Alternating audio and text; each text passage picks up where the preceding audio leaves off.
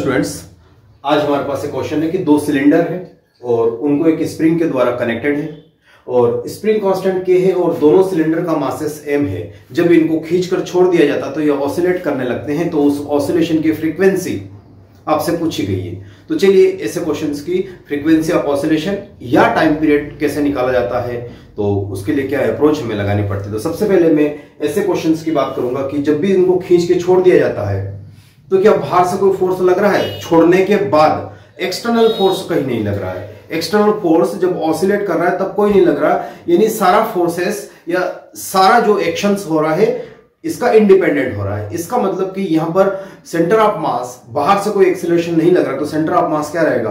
Unaccelerated रहेगा। तो जो पहले सेंटर ऑफ मास था बाद में भी वही सेंटर ऑफ मास रहेगा।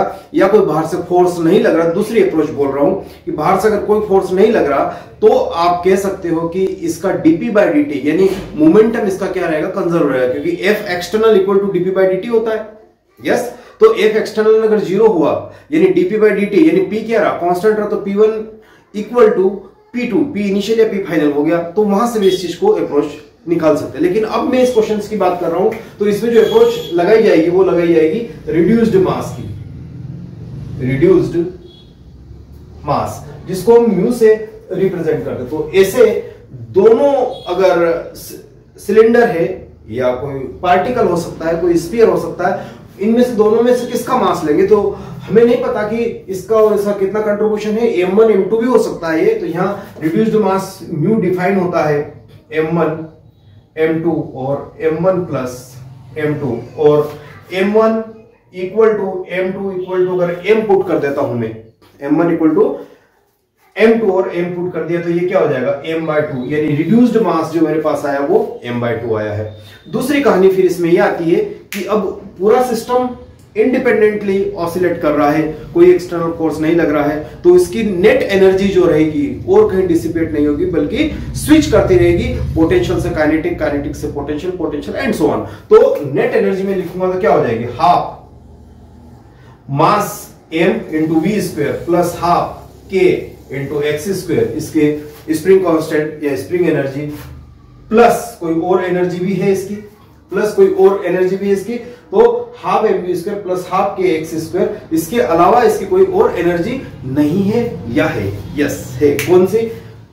इनका अब यहां पॉइंट मासेस नहीं है, ये पॉइंट मासेस नहीं है। जब पॉइंट मासेस नहीं है तो इनका मोमेंट ऑफ इनर्शिया भी होगा, है ना? इनका मोमेंट ऑफ इनर्शिया भी होगा, तो half I omega square equal to आपके पास मिलेगा कांस्टेंट, है ना?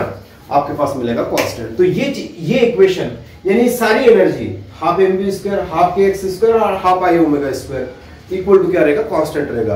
अब जब टोटल एनर्जी कांस्टेंट है तो इसी में स्विचिंग हो रही है इसकी इंडिविजुअल एनर्जी, तो इसको हम क्या कर सकते हैं? डिफरेंशिएट कर सकते हैं। चलिए, तो अगर मैं इसका पूरे को टाइम के रेस्पेक्ट में डिफरेंशिएट कर देता हूं तो क्या आ जाएगा? देखिए 1/2 m। हाँ, और दूसरी बात m कौन सा लेना है इसमें? एक m इसमें लूंगा मैं, एक m ये जो i नथिंग बट क्या है?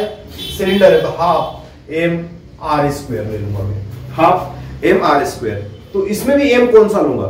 किस सिलेंडर का लिया? इसका नहीं, रिड्यूस्ड मास लिया जाएगा। यहां पर भी रिड्यूस्ड मास लिया जाएगा। That's all. तो अभी ये क्या हो जाएगा? यहां मैं इसको हटा के simple mu v square plus half k x square plus 1/2 और इसका मोमेंट ऑफ इनर्शिया अगर मैं लिखूंगा तो क्या लिखूंगा? m यानी म्यू r स्क्वायर बाय 2, यही होगा।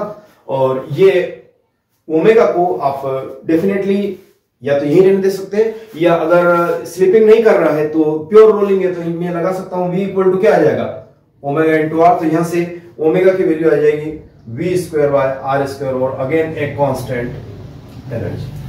तो ये एक्सप्रेशन अब तक आपका क्लियर हुआ है ना? तो क्या करना है? Differentiating both side with respect to time. अब मैं इसको विथ रिस्पेक्ट टू टाइम अगर डिफरेंशिएट करता हूं तो चलिए यहां देखते हैं कि अगर मैंने इसको डिफरेंशिएट किया तो ये प्रोसीड हो जाएगी 1/2 और म्यू, तो म्यू ही रहेगा।